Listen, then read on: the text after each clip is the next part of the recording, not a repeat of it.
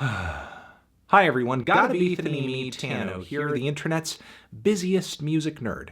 And it's time for a review of the new Onyx Collective album, Lower East Suite Part 3. This is the debut full-length album of New York jazz outfit Onyx Collective, who had been building up to the third installment of this Lower East Side series with a couple of EPs, both of which made for some pretty raw and abstract jazz releases, some really rough recordings, some fusion grooves, occasionally vocal snippets being laced into the performances too. In the third section of this series, though, the Onyx Collective seemed to forego all of those weird bells and whistles in order to focus on their best recorded and most straightforward compositions yet. This record basically consists of a lot of short but evocative vignettes, most of which are in tribute to the personality and intensity of various spots in New York City's Lower East Side, whether it be FDR Drive or Delancey. There's also a track on this thing referencing the all too common eviction notices in the area given the rising rent costs. And even though there are different sources of inspiration for every track on this record,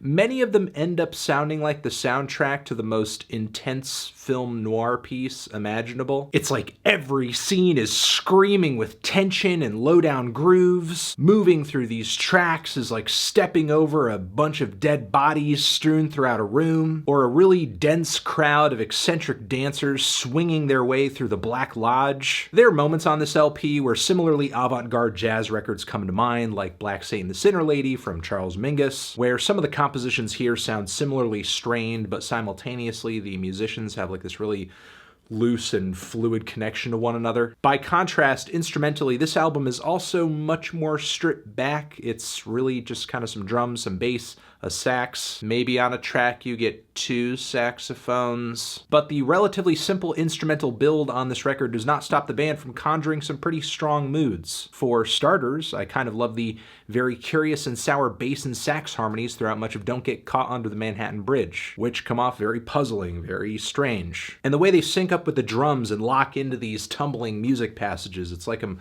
watching a crowd of people fall down an escalator in sheer horror very slowly. Then there are some very synced up horn leads on the track Delancey Dilemma, which sounds like 2 cars caught in rush hour traffic trying to outmaneuver each other to get to a destination first. It's like an impossible competition that kept me on the edge of my seat. I wish there was more to it. The strange horn harmonies do not end on the track Battle of Bowery. In fact, they get kind of militaristic with its marching snare drums in the background. I love how progressively the song goes on. It gets looser, more messy, more chaotic. And there's something pretty menacing about the track Rumble in Chatham Square too. The song essentially sounds like a fight scene in 2 parts. One section with very defined bass and sax melodies kind of trotting and thumping their way over some very sparse drums. It's like listening to 2 gangs feel each other out before the fight really gets started, like the Jets and the Sharks dancing around each other with knives. Eventually the drums get more busy, the bass starts droning away, the sax starts howling out dramatically. This is like the moment where the fight is actually going on, and